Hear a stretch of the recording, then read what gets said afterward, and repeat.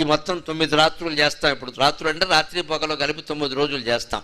ఇది అయిపోయిన తర్వాత ఆశ్వీజ మాసం వస్తే వాళ్ళ అమ్మగారు వస్తుంది, పార్వతీదేవి. మా అబ్బాయికి 9 రోజులు చేశారు, కష్టపడి కన్నాను, మరి నా సంగతి ఏమిటంటుంది. నీకు 10 రోజులు చేస్తామమ్మా అంటాం దసరా. తర్వాత వాళ్ళ నాన్నగారు వస్తాడు, ఆవిడికి చేశారు 10 రోజులు, వాడికి చేశారు 9 రోజులు. కుటుంబాన్ని పోషిస్తున్నది నేను, బెచ్చమెత్తి మరీ పోషిస్తున్నాను ఈ గ్యాంగ్ అంతటిని, మరి నా సంగతి ఏమిటంటాడు. కోప్పడికయ్యా బాబు అని నీకు నెలంతా చేస్తాం. కార్తీక మాసం వెంటనే వస్తుందండి, అంతా శివుడే. తర్వాత వీళ్ళ మేనమా వస్తాడు శ్రీ మహావిష్ణువు.